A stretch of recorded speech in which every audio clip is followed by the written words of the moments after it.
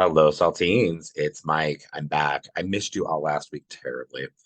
Um, but as you might be able to hear from my voice, I think I've contracted a little bit of a cold, which really irritates me because I just got my flu and my COVID vaccines. And I'm like, so of course, if I were still going to get sick, it would be a cold, right? Um, that's okay. Tis the season, right? Um, anyway, I'm back. You'll of course have noticed by now that Austin is not present. He has not been re-abducted. He's just also dealing with the symptoms of a cold. We share those things. We work together, we live together, um, we walk alike, we talk alike.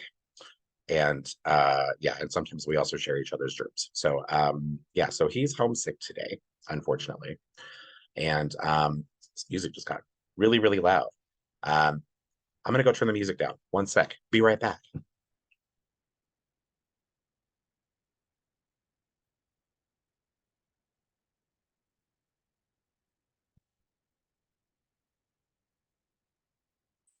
Okay. I keep kicking the table. I apologize. Oh, one of these days we'll get our shit together on this podcast and everything won't look so amateur.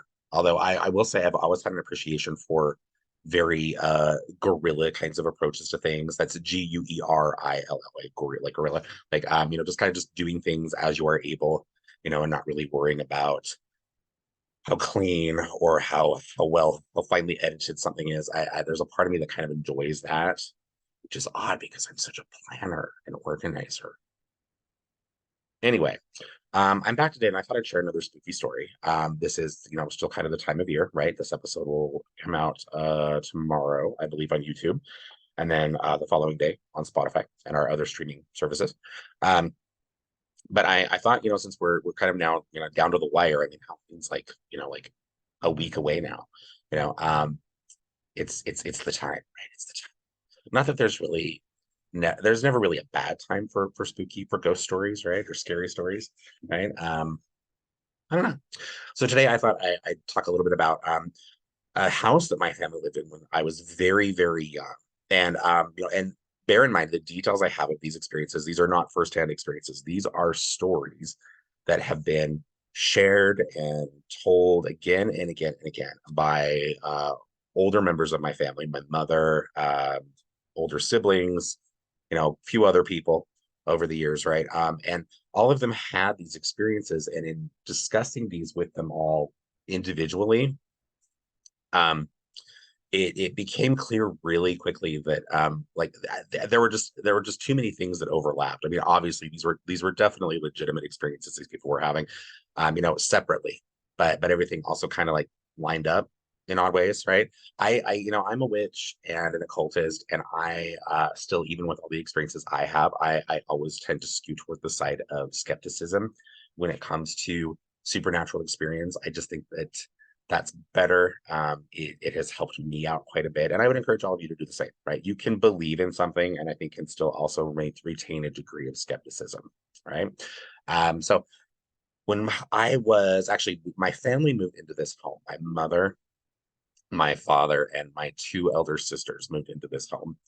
I think just shortly before my birth. And from the first few days they moved into this house, shit had already started to happen. We found out, I guess, later on through a little bit of spiritual work, and I think just through conversation with some neighbors, I believe it became clear, it was revealed to my mother that the prior owner of that house, who was an older gentleman, he had died in that house.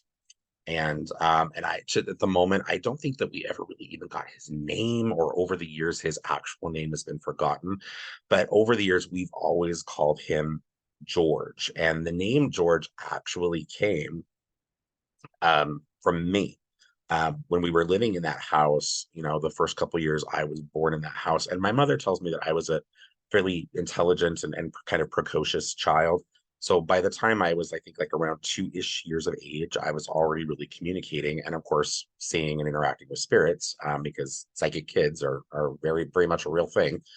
And my mother was always, she's a witch. She's also got really strong psychic ability. So in having these experiences as a child, like, it was never weird. It was never seen as one of these like, oh, this is scary. This is weird. You shouldn't do this. This is bad. kinds of situations in my family. So we're living there, and my mother finds out through interaction with me, because we're in this house and I have my room, right? Like my mother had set up a baby room and nursery for me, and I'm in there. And apparently, George, this spirit of this elderly man that had lived there prior, would come into my room at night. And and this is right out of like textbook, like scary movie kinds of story here, right? But there was a rocking chair in my room. And as the story has been told to me again and again over the years, by a few people in my family, that rocking chair at night, you would walk past my room down the hall, and my bedroom door would be open. And as you walked past the room, the rocking chair would be rocking in that room. The rocking chair next to my crib would be moving as if someone were sitting there rocking. And of course, there's no one in the chair, right? Um, I remember having an interaction one day with my mother after she had an experience with my elder sisters. When we moved into this house, this was a bigger house for my family. Prior to this, my mother and my sisters had been trying to kind of make life work in this squishy little house. And so they finally moved into this space where everybody was going to have their own room, their own space. Sorry, something weird happening out the window here. Um, and everybody was really excited, like, oh, I want my own room, right? So anyway, so my elder sisters were supposed to live in the basement of the house. There were a finished basement, bedrooms down there, right? And they were really excited. They were each going to have their own room. Within, I think, a week of moving into that house, my sisters had moved everything into one room. And my mother thought this was really odd because they were so excited about having their own space, right? So she asked them point blank. She's like, what's up? And they related an experience. They had told her that while in the basement, they had had some interactions, including visual, like physical sightings of this little kind of like hunched over little old man in the basement who was there one minute and gone the next. And my mother tells me stories, actually, like when they were explaining this, my sisters were explaining this to my mother. They were telling her this, and my mother was like, she also, within the first week of being in the house, I believe she'd been downstairs and she had been doing some laundry, and she turned around, and from where she was standing, she could see the stairs moving from the basement up to the main floor of the home, and she sees this little old man walking up the stairs. Um, Anyway, so everybody in the house has had these experiences, right? But of course, no one's really, no one's talking to me, right? I'm a 2-year-old. What are they going to do? They're not going to bring these to me, right? But I remember having an interaction with my mother once and telling her that at night, like that there was a little man, there was a little man in the house, you know, and she asked him, she said, well, who is he? Has he talked with you? And I told her, yes, he told me he's nice, and his name is George.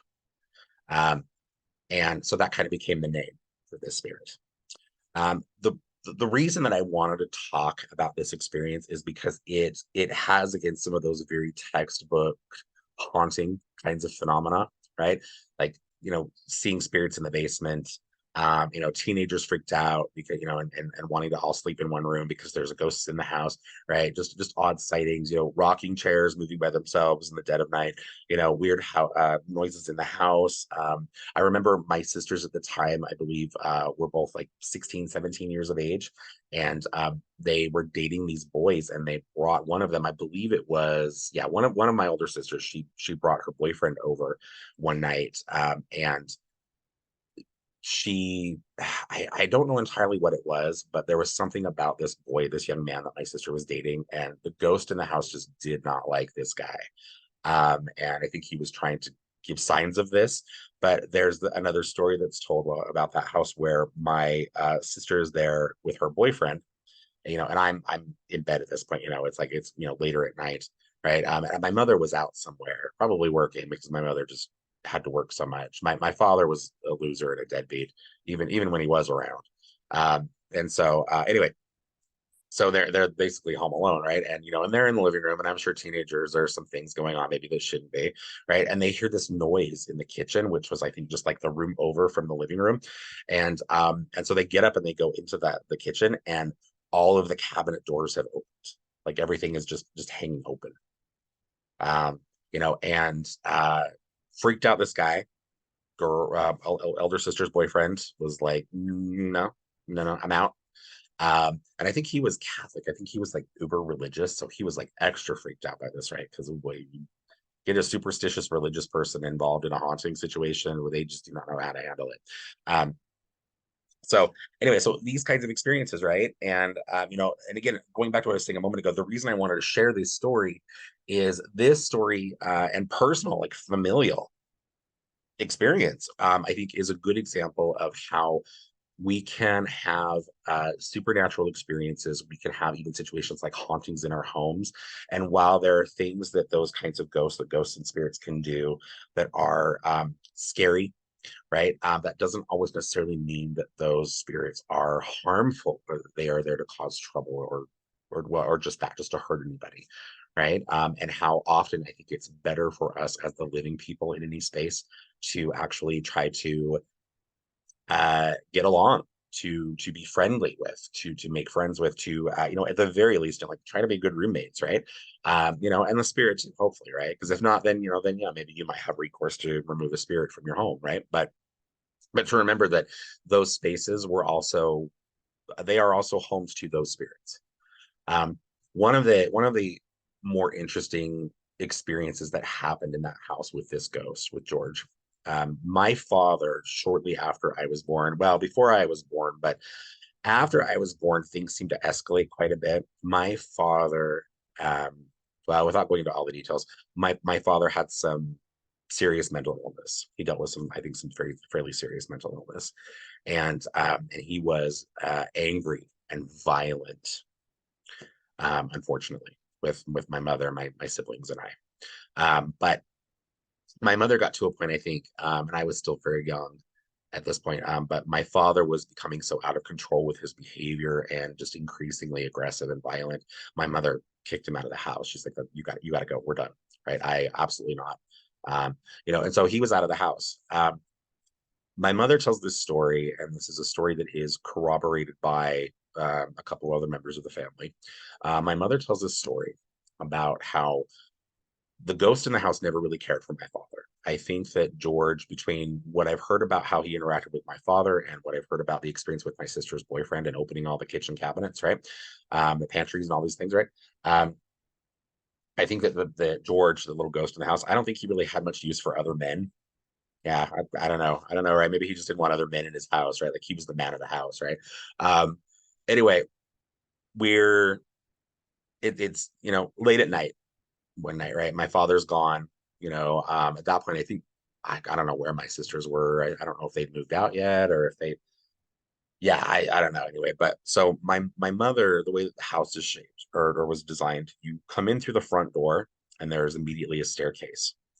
And if you look up as you move up those stairs, as you kind of get like a third of the way up the stairs, the doorway to my mother's room is there at the top of the stairs, kind of a little hallway right there, but just across from the top of the landing, right? And so late at night, my mother hears like a crash downstairs, right? Like someone has forced the front door open, right? And so she, being a mother of teenagers, I'm sure is thinking like, oh God, what have the kids done now, right? And so I think she gets up and she moves closer to her bedroom door and she looks down and she can see my father coming up the stairs. And he is in a rage, and again, at this point, he's been kicked out of the house. He's been told he needs to see a counselor. My mother is already going through the process of getting a divorce, right? And he's decided that he's gonna come and he's gonna attack my mother, and God knows, kill my mother, kill me, who knows, right? Who knows what he was thinking.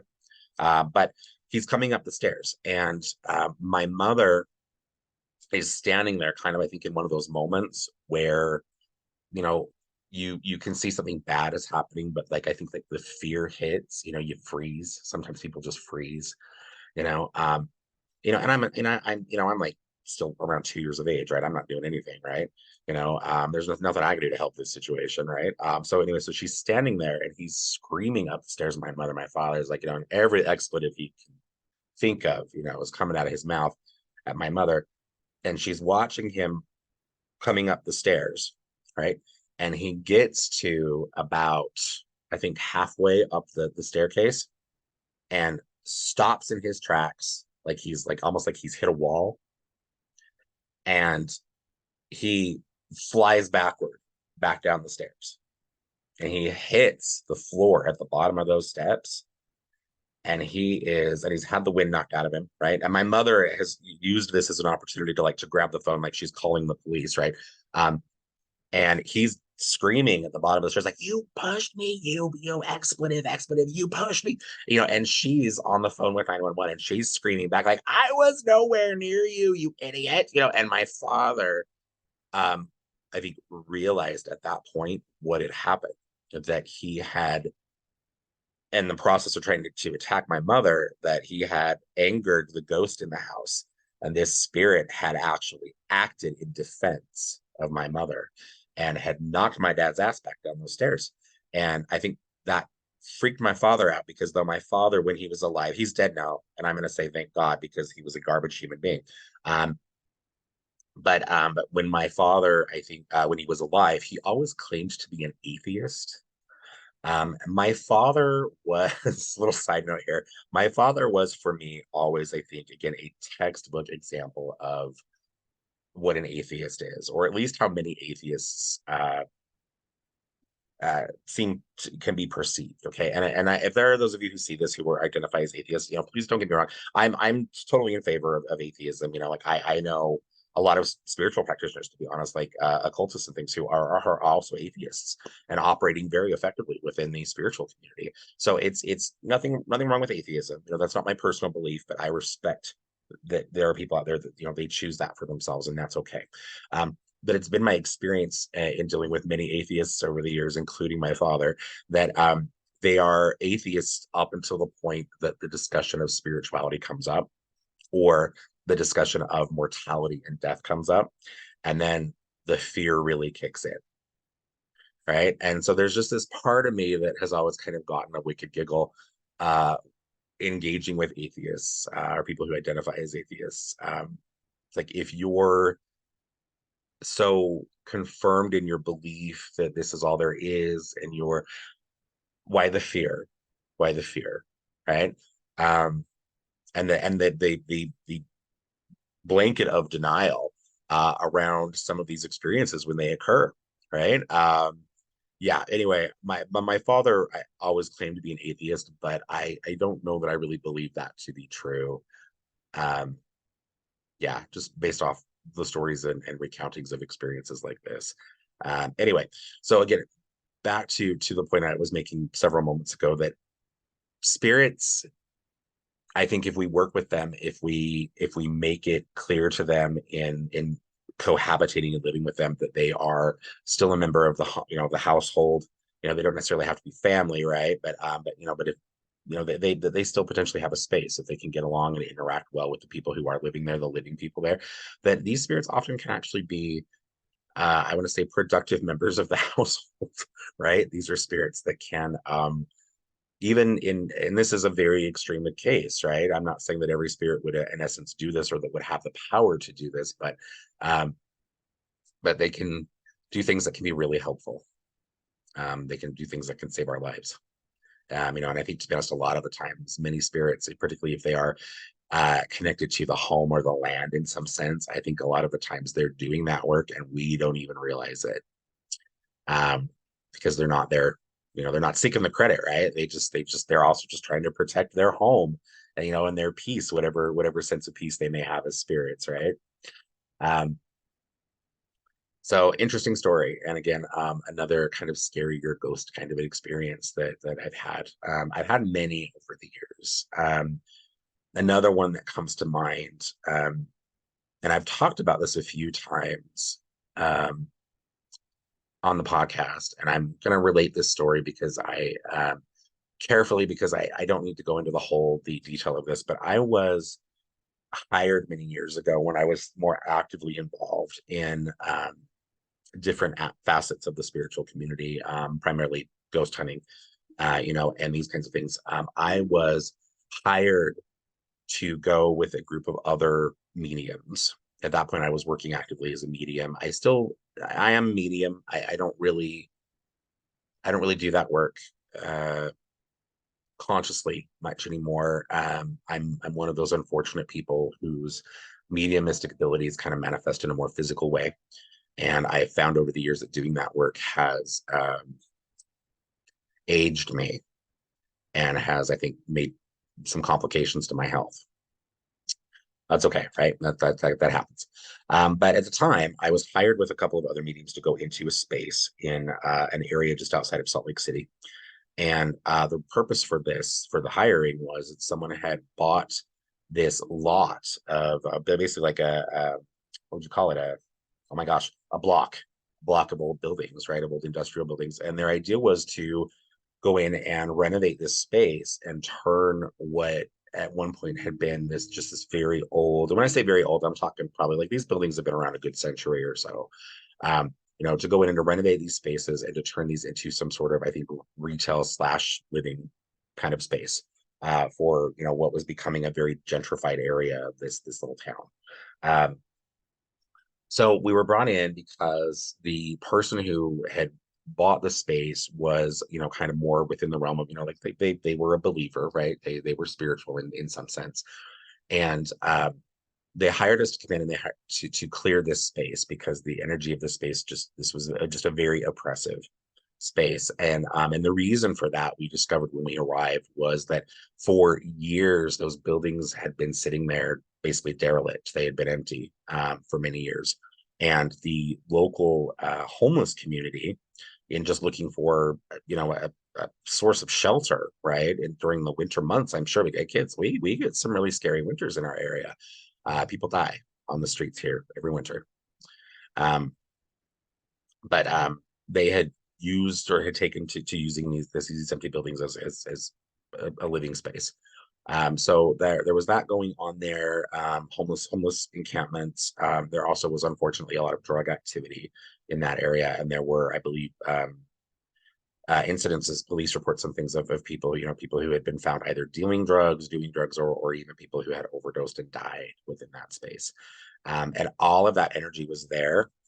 The reason I wanted to bring this story up and talking about scary kinds of experiences is when we went in, this team of spiritualists, when we went in to this space, we found almost immediately, because of, I think, years of suffering and trauma, all of the drug use, all of the other criminal activity, sexual assaults, and things that had happened within those buildings, just, I think, the sense of fear and hopelessness and despair that had kind of just saturated that space.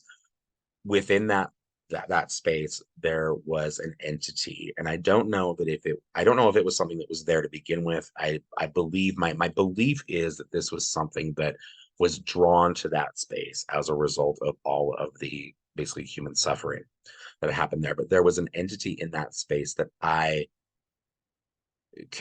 would comfortably identify as a demonic entity. And I mean, to be clear, I mean demonic entity really more in the sense of an extremely malicious, a malevolent, and a very harmful parasitic being. I'm not talking about goetic kinds of spirits or daemons. While they can sometimes also have a malevolent kind of an energy to them, they are not, by default, they are not evil spirits. Okay. There's again a lot of misunderstanding around those spirits, unfortunately.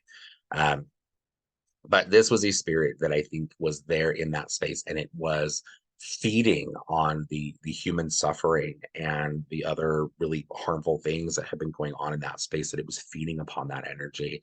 And I also unfortunately want to say a spirit that I believe had trapped many of the human souls, people who had died within those buildings or within that block space. And we went through this building and we came upon this spirit, and it of course did what they always do. It tried to intimidate and instill fear. And it was scary, absolutely. I had been brought in as a part of the team because of my experience and knowledge of the occult. The other mediums that were there were definitely kind of more within like the light worker new age spectrum of belief. And we got there when we came up across the spirit. I think it was eye-opening for one of those other mediums in particular, because in basically facing off with this malevolent spirit, she tried to do the love and light kind of approach, right? It was her belief that if a spirit approaches you in fear and in anger, that all you really need to do is just express and basically do your Care Bear stare, right? Love and light, right? And that'll somehow intimidate and frighten off this spirit, right? The distinction there is that those emotions, those kinds of emotional energies, at the end of all of that, it's still all just energy. Human emotion is just energy to the spirits that we often encounter, right? It doesn't matter if it's anger or fear or joy or love, it's energy.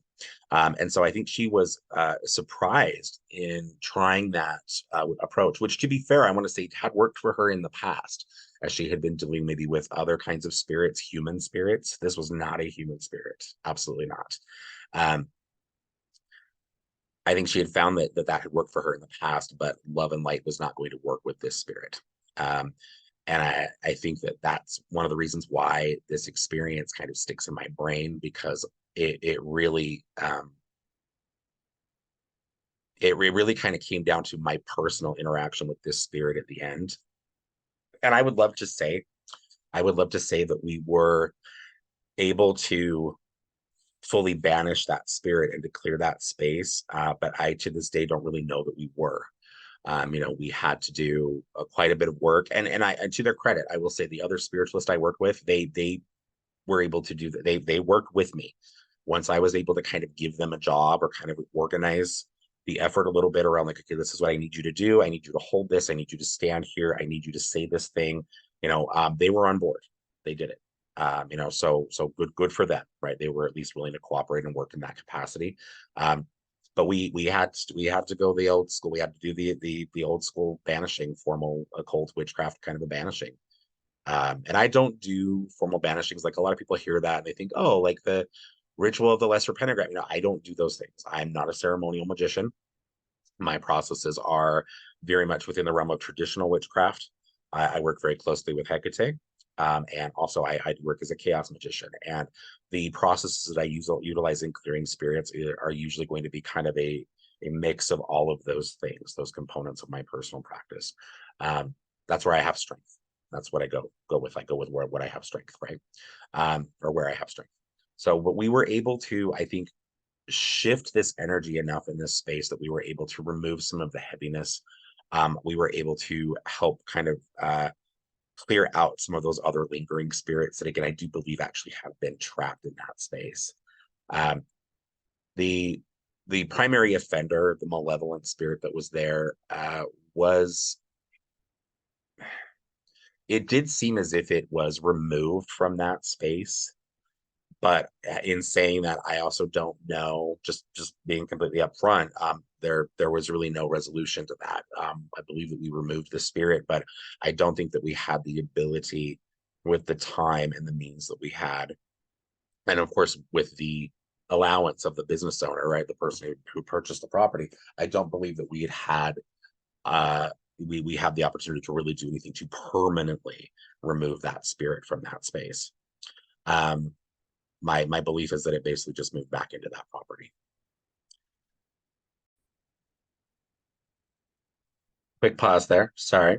I'd like to say that we have the capability of seamless editing, but much like the other technical issues and poor quality of our podcasts, we do not. Anyway, I was actually Austin swinging by, even though he's Mr. Sick Man. He had to run out of the house today to do some grocery shopping and buy coffee. So thanks, Austin, but you should be at home in bed. Anyway, so yeah, as I was wrapping up that story, I don't know that we were able to permanently evict that spirit.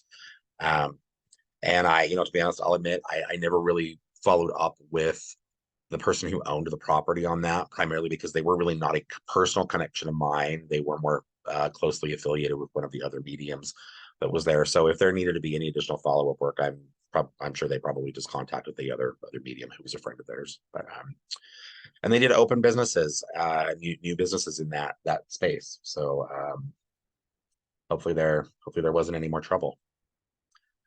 Anyway, So these things happen, scary stories, these kinds of supernatural experiences. To be honest, I think that most of us, we have these experiences, maybe not quite like that one, right? You weren't consciously, in that situation, we were consciously going into the experience, right? But I think that most of us actually have these experiences. And I think that it has always, to me, kind of lended support to the belief that we are surrounded by spirit all the time. And that the realm of spirit, what we would identify as the realm of spirit, um, overlaps the realm of the living, like very, very closely. Like this is not a matter of we're here and they're here. This is a matter of like we're both right here. And on occasion, like we kind of see this like this thing happening where these realms like closer together. There's more going on there, I think, or I should say less of a separation there, or than we think. Okay. I wanted to talk about a couple of other things today on this podcast, and again, this will probably be a little bit of a shorter episode once again, just because I'm flying solo and days are so busy right now. We're going to keep doing the podcast. I've had concerns in recent weeks that the quality of the podcast and quality of the material that we've been presenting has declined, mainly because we have not continued to have the time to really be able to organize episodes in the way that we were when we first started. I'm hoping that we can shuffle some things around and we can get back to that. One of the things that would really help us with that is for you to contact us and let us know what it is you would like to hear us talk about. To let us know if you have questions.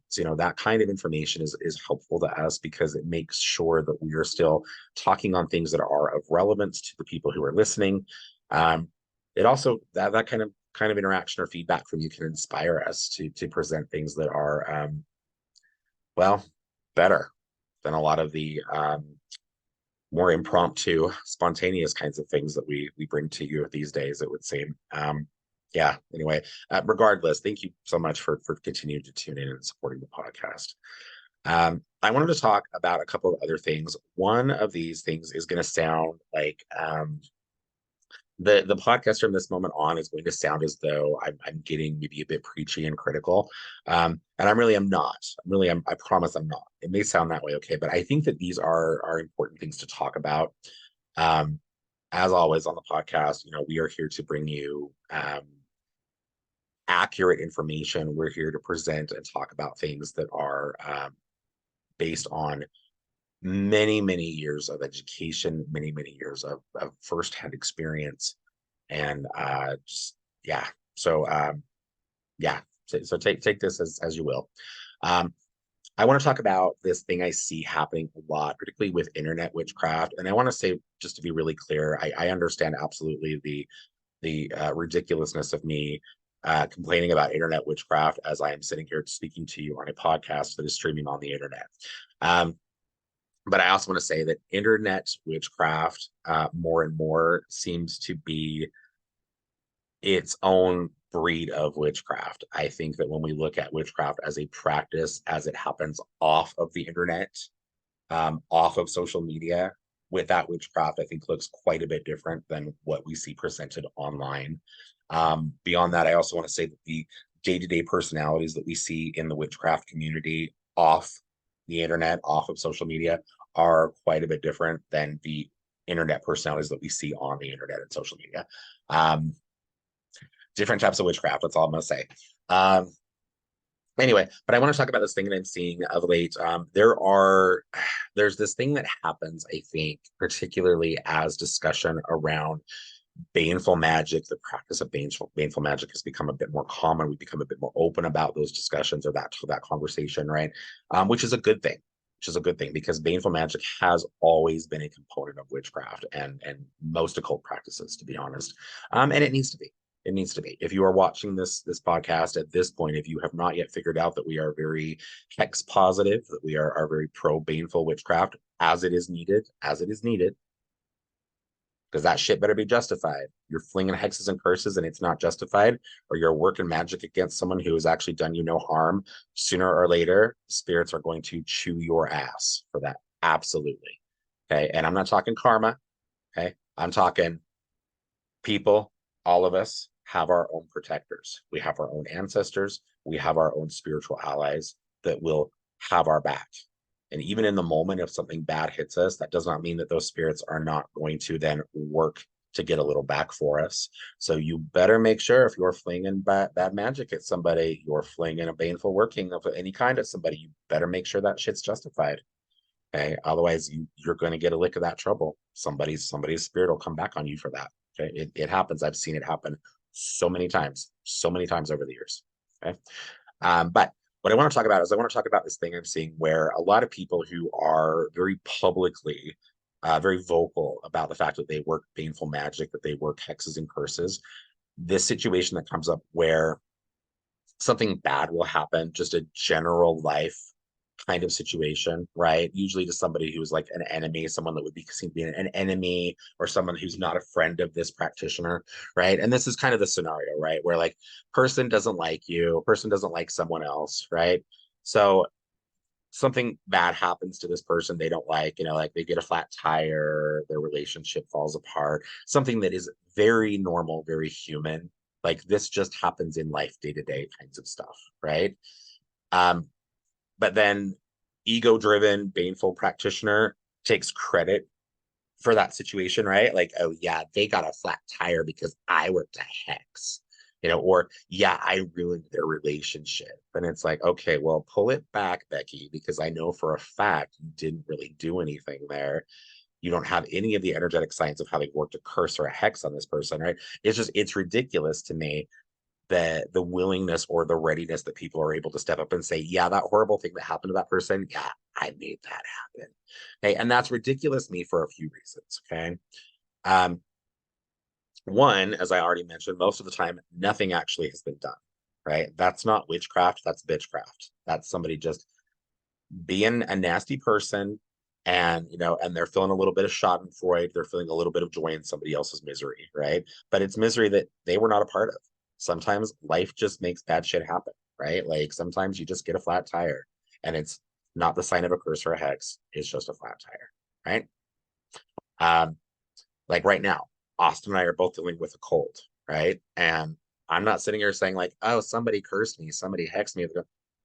It's we're on the verge of winter here, and people catch colds, right? Okay, but I know for a fact if I were in a public sitting or setting of some sort, and there was somebody there in the local community that was seemed to be like a rival practitioner of some sort. Not that I have rivals, I don't feel that I do. I'm sure if there's anybody out there who dislikes me, I'm sure maybe they consider themselves a rival or they see me as a rival, but I'm not playing those games. I don't feel that I have rivals. And I think that's, to be honest, one of the reasons why I don't really deal with a lot of trouble or deal with a lot of fallout. I try to be a good person. I try not to make enemies, and if I do, I try to do what I can as soon as I'm able to kind of fix that situation, right? And I can't control what other people do or how open they are to establishing and maintaining peace, right? But as of right now, I'm fortunate enough to say that I don't really feel like I have enemies, at least not in the witchcraft community. Um, Having said that, okay, if I were in a public setting and I were to say, in front of or within earshot of somebody who found themselves or deemed themselves my rival, and I said I'm dealing with a little bit of a cold, that would be the response. The person would be like, "Oh yeah, you're sick because I hexed you," and they're taking pleasure in that, right? And so there's just this. This is just again just a me riffing a bit on just this thing that I see happening. Okay, and for those of you, the reason that I'm bringing this up in this format is that if you find yourself in a situation where you are dealing with a magical practitioner of some sort, right? And through conversation, maybe this is something they're volunteering, maybe this is something you've asked about, right? But through conversation, they are volunteering or throwing out that, yeah, I cursed this person and then this happened. And you can see happiness and pleasure coming, up in them over this. That's someone you probably need to stay away from. Okay. And I'm not anti-curse or hex. I do hexes and curses. I'm a traditional witch. We do hexes and curses. Okay. As they are needed and if they are justified. Okay. But even if a curse or a hex is deserved, I want to say there shouldn't be a sense of enjoyment or pleasure around having to do something like that. Mainly because curses and hexes should always be last resorts. Okay. Second, they're almost always done with the hope that this will create change that will lead to better, right? So rather than cheering on or being happy about the bad thing that happened to this person, it really should be more, or the response or the behavior really should be more about like, I had to do a thing. I'm not happy about having to do the thing. Do I feel bad about it? No. But I really wish that I was dealing with a person and with circumstances that did not put me in the position to have to do the thing to begin with. Beyond that, anybody who's going to be so vocal and so proud about their baneful working, you know, like they're volunteering that, and that's all they talk about, that person has a problem. That person has a problem. Okay. And if you're interacting with a practitioner and that's all they can ever really talk about, all they can ever really talk about is their hexes, their curses, their baneful workings, and they're not also sharing work that they've done around healing, work that they've done maybe for around love and peace and bringing people together, work that they've done to benefit the community, the world communities. If they're not sharing and talking about that information as well, you really probably want to avoid that person. Okay. Because sooner or later, that mentality, that person, sooner or later, they're going to turn that negativity in them, they're going to turn that to you. It happens. Something again that I've seen a lot over the years. Okay, so let's stop glorifying in other people's misfortune as magical practitioners. Okay, even if what we've had to maybe do, even if we have actually done our hex or curse and that shit was deserved. Okay, let's not glorify in the misfortune of others. Okay, if anything, what we need to be doing is we need to be looking at the necessity of that kind of work and the consequences that happen as a result of a hex or a curse or a baneful working of some sort. We need to look at that rather than a gotcha, and more of a now this is an opportunity for the scales to balance. This is an opportunity for us both to be able to move forward, for some justice to have been done, and maybe now for a fresh start of some sort, even if that means that that fresh start still continues to lead us in different directions, right? I don't know. There's enough misery in the world, right? We don't need to be glorifying in people's suffering, right? Even people we would deem enemies, right? If you have anybody in your life that you deem an enemy, I want you to consider, or I want you to look at why, you know. And it's not that in saying that it's not in any way trying to excuse that, yes, that maybe that person has done something horrible to you. It really has more to do with being able to look at why you're holding on to that, why you continue to identify that person as an enemy, because at that point you're carrying that person might not give a shit about you at that point. They've moved on, who knows, right? But you're carrying that. It's not about them, it's about you and what's best for you and how you move on and live your life in the best way. Okay, so just something to think about. Okay, one of the other things I wanted to talk about, and this is coming from a conversation that was had on the most recent Ask a Witch panel that we did here at the shop. And it was a fun one. We had some really cool questions. And there was like a whole line of conversation that kind of happened around this one topic via TikTok. We do, when we do the Ask a Witch, we stream that on Facebook for some of the older generational folks like me who, who stick to what we know, right? And then also we stream on things like TikTok, to make sure that we, we give some of the younger generational or hipper, more hip or cooler people. I don't know what's the term now. Rad. I hear people saying rad again now, and I'm like, rad, really? Like I was saying that when I was 8. Rad. Um. Anyway, um, but where was I going? So we streamed that, and through TikTok we had somebody who I don't know if they listen to the podcast or not. I hope that they do, because we talk about some cool shit here, and I would hope that if they did, that they would tune into this episode, because we're talking about their conversation here, or a conversation that was had in essence, that was brought upon by their question. And just to kind of put it really simply, the question that was brought up by this person, this viewer on the Ask a Witch, was basically how witches handle something like the concept of human weakness, right? We talk a lot as witches about issues of human weakness, how as witches we want to work to overcome, just to get and to remain strong over what we perceive to be personal weaknesses, right? That's an important component of personal growth, and the personal growth that must happen as a part of traditional witchcraft, right? But it was a really interesting conversation, and I've got some notes here just because I wanted to really be able to refer back to the points that were brought up specifically by this person. And I think the first place I want to start with is when we talk about weakness, human weakness as it is perceived, or as we would maybe discuss it within the context of witchcraft and spirituality, is that we need to be very clear about how we identify weakness. Okay. For one thing, the measure for weakness, what many people I would identify, or the judgment of this is weak, this person's a weakness, or has a weakness, this is a weakness, whatever. The measure for weakness usually comes from, again, from a very human place, a very human kind of a judgment that is almost always going to be based on individual morals. The person who's actually saying like that person's weak, their moral compass, and many of the communal ethics that they have allowed to kind of shape their belief and experience of life and what life should be and how people should be, right? Then we all have this conditioning. Every one of us has an individual moral compass. Every one of us has, hold on. Okay, make sure I have somebody wandering on into the shop. So sorry.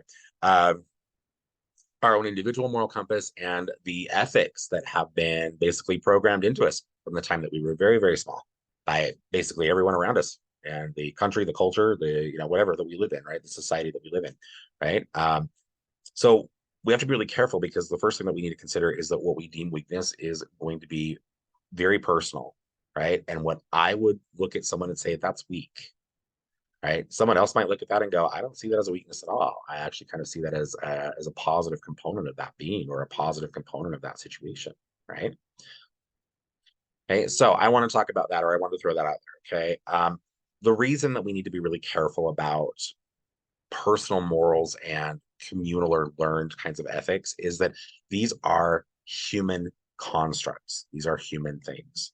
And that when we look at these kinds of things in the context of witchcraft and spirituality, and we've talked about this on the podcast before, Austin and I, okay, when we talk about these things in the context of witchcraft, occultism, and other kinds of spiritualities, we have to understand that human morality, human ethics, these kinds of things, that these are not things that we can really bring into the work that we do as witches specifically.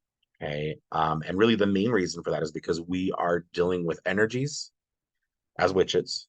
We are dealing with energies, we are dealing with intelligences and circumstances that defy human morality and human ethics. Okay. And I challenge you to maybe kind of look at that and how that affects your personal practice, right? Because I'm telling you right now, the morals and the ethics that you utilize to live your life, if you are a theistic practitioner, if you work with gods, your ancestors, other kinds of spirits, whatever they may be, those other spirits and gods, particularly inhuman or non-human kinds of spirits, they do not care about human morality or what we perceive as ethical. And in fact, I know a number of spirits out there through communication I've had that would actually look at a lot of the things that we deem to be moral and ethical as humans and go, that is really fucked up. That's not moral or ethical at all. And you do this, and this is a terrible thing, right? So we need to be really careful about that, right? When we make judgments or assessments of weakness, we need to make sure that we are realizing that our morals and ethics behind that judgment, yeah, that's shit that you can't bring to witchcraft. Okay.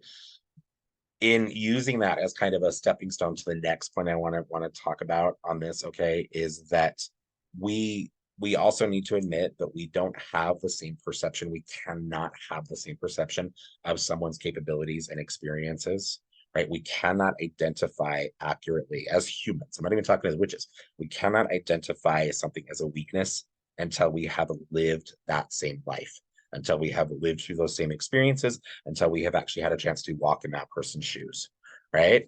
We cannot deem something a weakness, okay? That's it, to be honest. That's it. Okay. Okay, having said that, I do want to, again, in talking about looking more carefully or being more honest about how we measure weakness from human to witch. And I'm not trying to say anything, I'm not trying to say that witches aren't human. We're human, right? I have my moments where I wish I wasn't human, because just in general, I think humanity's in a terrible place right now. And I would love to distance myself from that, but I cannot. I'm complicit. Anyway, but I wanted to talk about some of the distinctions that we can see, and how we need to be more careful about what we identify or label as weaknesses. Okay, just in general, right?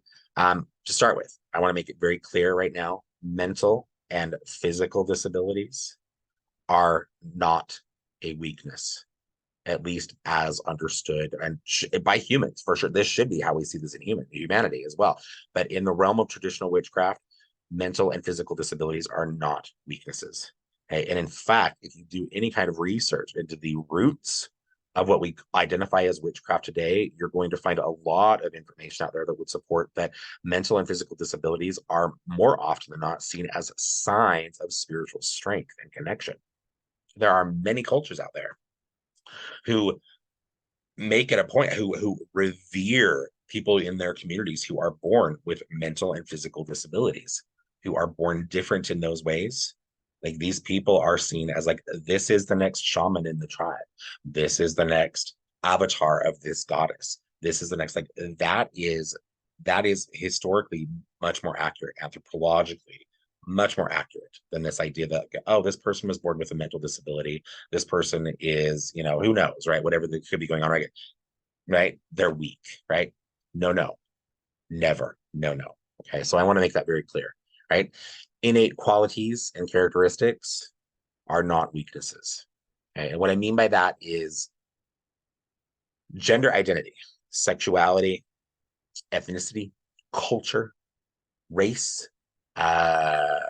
education, income, past experiences, right, etc., whatever it may be, right?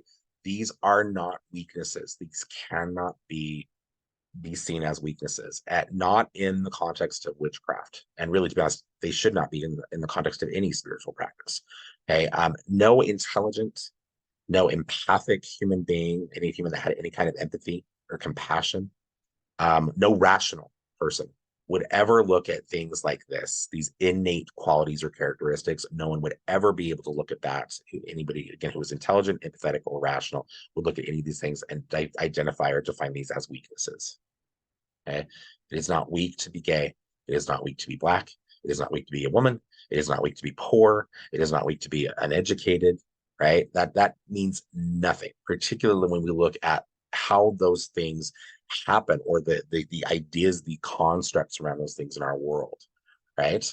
We live in a world that is very unfair right now, and we need to be really mindful of that when we look at maybe somebody who is, low income, or somebody who didn't have the educational opportunities that somebody else might have, right? That doesn't make that person weak, right? That means that that person just was not given a fair shot. That person was not given the same opportunities, probably from birth, that many other people were, right? We live in that world, and it's very sad.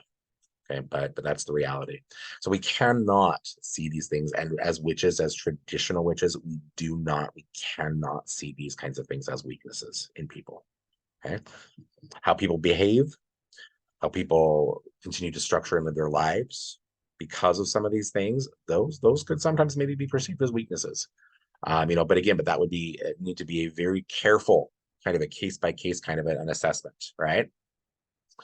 I want to talk a little bit about what we can identify as weaknesses in what I refer to as legitimate traditional witchcraft. Okay, and what that means, and there are probably going to be some people out there that are going to hear this and they're going to get pissed off. But if you are a newer, eclectic kind of a practitioner who has rooted a lot of your definition of witchcraft, because there's no one kind of witchcraft, right?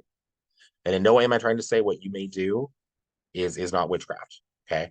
But newer, eclectic, and heavily practitioners and witches who are very heavily influenced by light worker ideologies, the New Age, appropriated spiritual paths, these kinds of things, like you're not a trad witch. You can't be. Okay, the tradition, when we talk about trad witches, okay, that does not mean that you are part of some ancient witchcraft cult whose practices go back centuries and millennia, because we know that's bullshit. That doesn't exist, right? It doesn't mean that you're part of a tradition or a group of witches or a coven that always does things the same way. It doesn't mean that, okay? What that means is that you adhere to structural, foundational things in your practice that respect the roots of what we identify as witchcraft today. Okay, if you do that, and that means that you are not jumping from trend to trend as it would relate to spiritual kinds of things on the internet, that you're not appropriating the wrong kinds of spiritual practices and beliefs that are not open to you. Okay, that you are actually doing your personal work, right? That you are trying to contribute and being a responsible person, not only as a witch, but as a human being, right? If you're doing that shit in your practice, then congratulations, you're a trad witch. Okay. But I see a lot of people out there, unfortunately, who miss those steps. They're not doing it in those ways. And as a result, it's well, it's just not, it's not a good thing. Right. And I think over time it proves to not be a very good thing for those people as well, because those are the people I find usually who they lose steam, right? They dive into witchcraft, but then they very quickly fall out of it because it didn't change their lives in the way that the guru told them it would, or the $1,000 crystal that they ordered from someone online who told them that it was going to work a miracle for them. It didn't work the miracle, right? They are so focused on what's going on for them and what they need, and they forget to do anything to benefit the community around them, right? These are the issues. These are the problems, right? Anyway, sorry, a little bit of a tangent there. And I know I might sound kind of like I'm being judgmental and critical there, but as someone who is a traditional witch, I kind of feel like that sometimes a little bit of gatekeeping is necessary there. And you may disagree with me, and that's fine. We don't always have to agree, but that's where I'm at, and where Austin is at, and where pretty much every other practitioner that I'm familiar with that I know is actually doing good work. That's where they're all at. Anyway, let's talk about some things that we can clearly identify as weaknesses. Okay, not only as humans but as witches. Okay, neutrality. Okay. Neutrality is a tricky thing because I think that we look at something like remaining neutral in a situation, and of course, depending on the context, right? Neutrality can sometimes be ideal or it can seem ideal. But when we look at spiritual practice, again, particularly witchcraft, neutrality is not a good thing. You are never going to be able to effectively progress as a witch, as a traditional witch, if you are remaining in a position of neutrality around everything that you do and everything that you believe. Okay. Neutrality, when we remain neutral, we cannot fully put ourselves or our power behind anything, right? That's the problem with trying to straddle or to walk a fence, is that you have 2 feet going in different directions, right? Or 2 feet landing on different sides. And it's difficult to make progress in any one side or in any one path when you live in that way. Okay. So this is one of the reasons why I tell people who come into the shop and who interact with me, like, well, I tend to be more agnostic in my belief. And there's nothing wrong with that. There's nothing wrong with agnosticism as a perspective, or as maybe like a philosophy, right? Maybe if you could use that kind of word for it, right? But agnostics also usually don't see a whole lot of growth or results in any kind of spiritual path because they can't really make a commitment or really invest in anything and still remain agnostic, right? Um, so neutrality is a weakness in traditional witchcraft. Lying. Okay. And when I say lying, I'm talking like chronic building your castle on sand kinds of lying.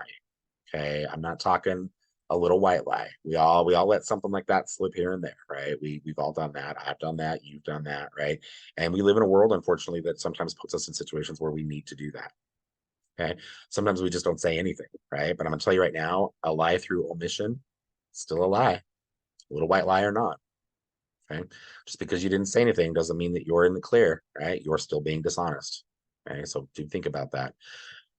The reason that lying is a problem is that if a lie, you get to a point where you find that a lie rolls off your tongue as easily as a truth, sooner or later, you're going to lose your grasp on life and reality.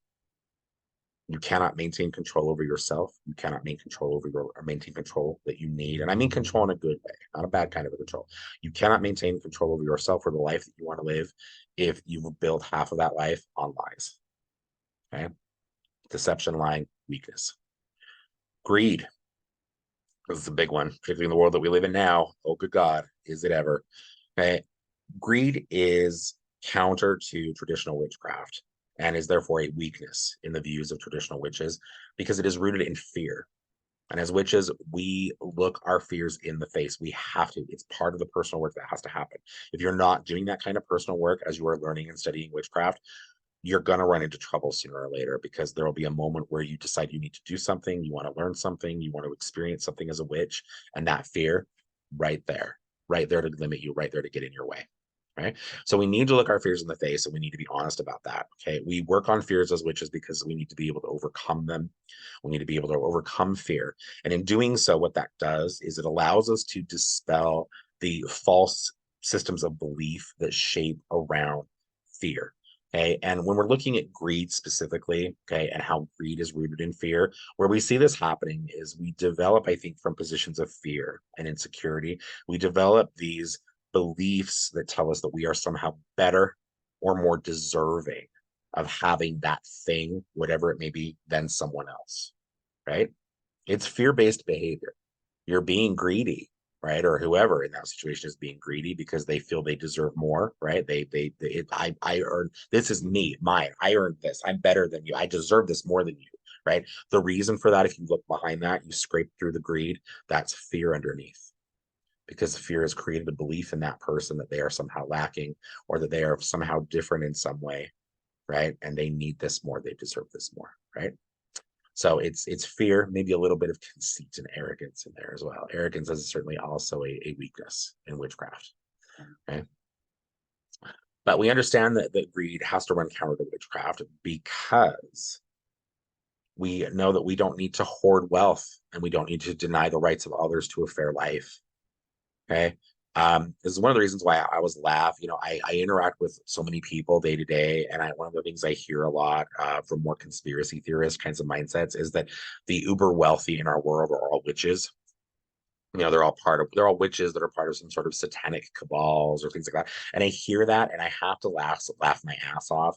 And I'm not trying to say that some of those people are not involved in the occult in some aspect, but none of those people can be traditional witches, because if they were, they would see the futility of all of their wealth hoarding, right? Or they would actually, through the personal work that they're supposed to be doing as legitimate traditional witches, they would be doing something more with the wealth and the money that they have. They would be sharing that to make sure that they were improving their communities and the lives of people around them. Okay. And we don't see that happening, right? And you got these uber rich people like Elon Musk, God, what a garbage human being he is, right?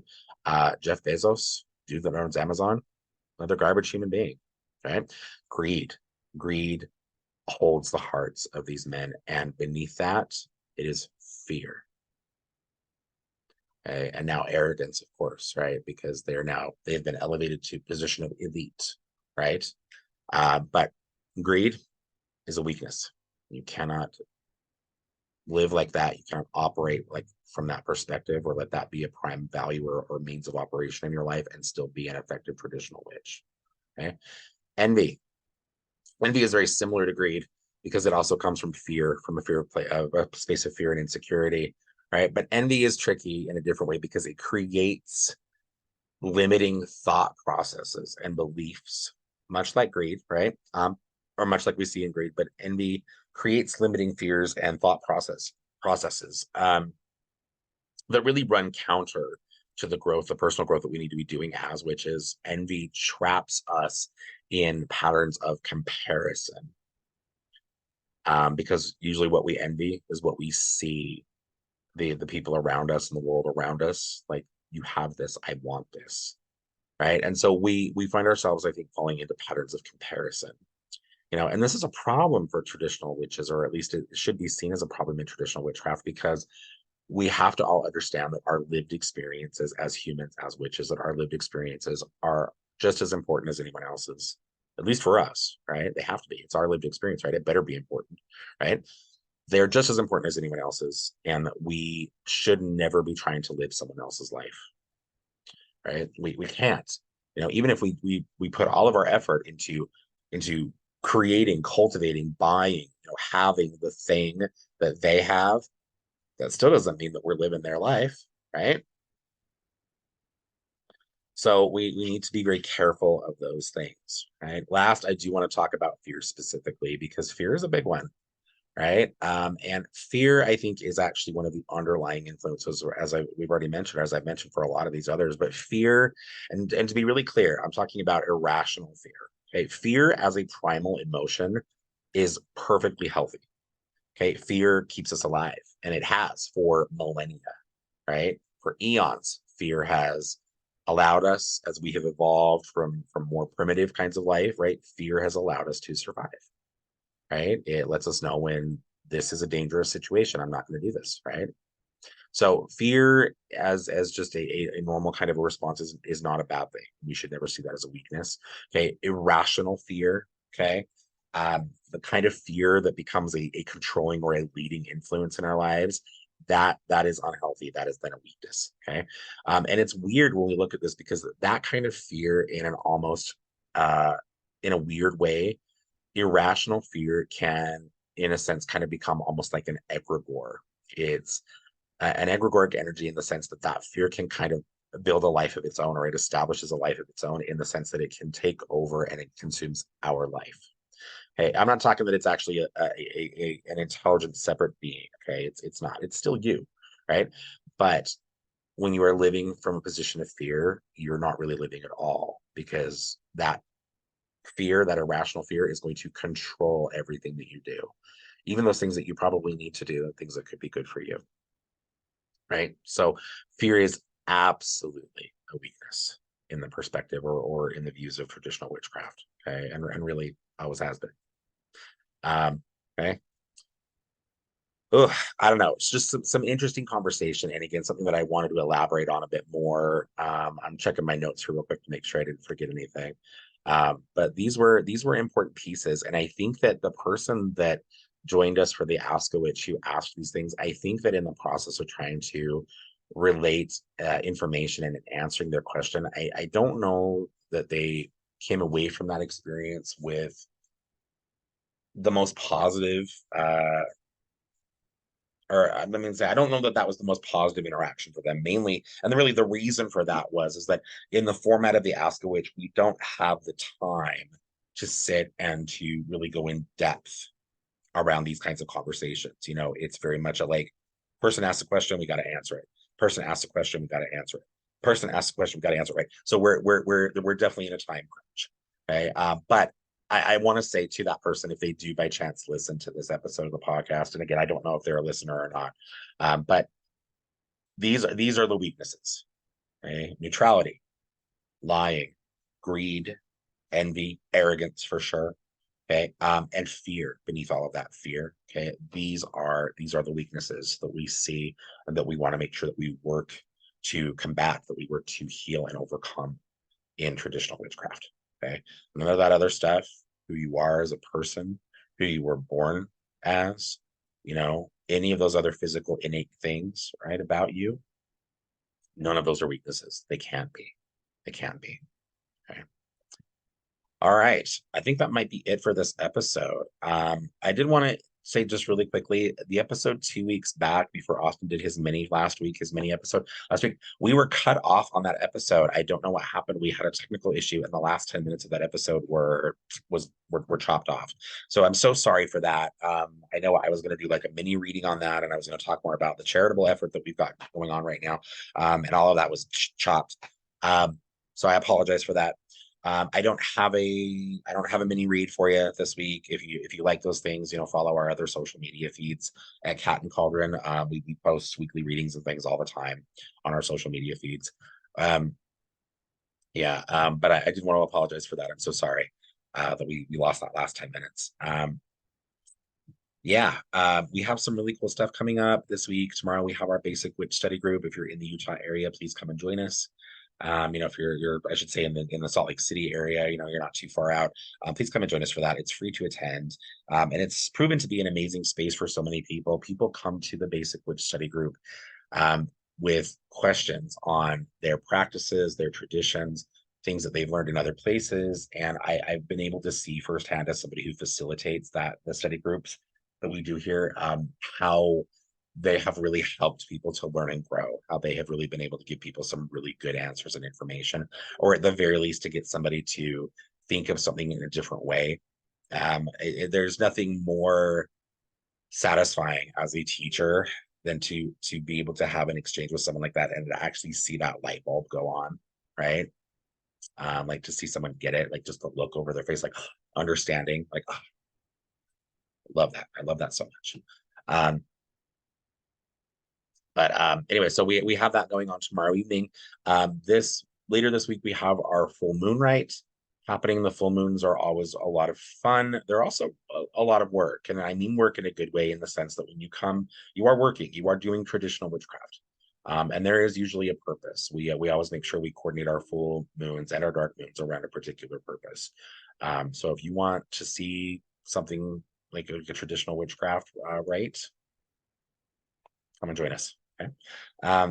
We have some really cool stuff coming up. Our events are on the shop's website, www.cat, the letter N, cauldron.com. And the upcoming classes and events are found on the homepage of the website. You can follow us on Facebook, on TikTok, on Instagram. We're everywhere businesses are now, right? And please contact us, send us your questions. You can email us at the website. You can contact us again on any of those social media pages, on YouTube. Put a comment on YouTube. Let us know what we're doing, what we can continue to do to make sure that the podcast continues to be a positive experience for you, that we are still giving you information that is of value, right? And give us your questions if there's something going on or something you want to learn about. I know sometimes I think the reason that people get hesitant to send us questions is that we're very strongly opinionated, and we've had a few questions come in the last few months where we've been like, what the fuck, in responding. Okay. But I assure you that that will not always be the response that you get. And very often, even though that might be the way that we address those questions on the podcast, that we do more often than not, we do still actually follow up with those people. We do try to have a meaningful exchange, and make sure that we give that person some answer, give that person some help with whatever that situation may be. Okay. So don't be afraid to contact us. Okay. We are very salty, and we can be, we're not always nice, but we're always kind. And that's probably a good way to put it. Anyway, I'm gonna let you go. Thank you for hanging out, spending the last few minutes with me. I hope you all have, yeah, actually, yeah, Halloween will have hit before the next episode comes out. So, have a safe and happy holiday, however you may celebrate it, if you celebrate it. Halloween, Shadowfest, Samhain, Dia de los Muertos, whatever, All Saints, all of those things that are kind of clustered around the same time each year. Whichever one of those is yours, whichever one of those is how you acknowledge this. Even if you don't adhere to any of that, and you just like to maybe say a small prayer or do some sort of working for your ancestors and your beloved dead, please do so. Go safely, have some fun, right? And we will be back with a new episode soon. Okay, thanks so much.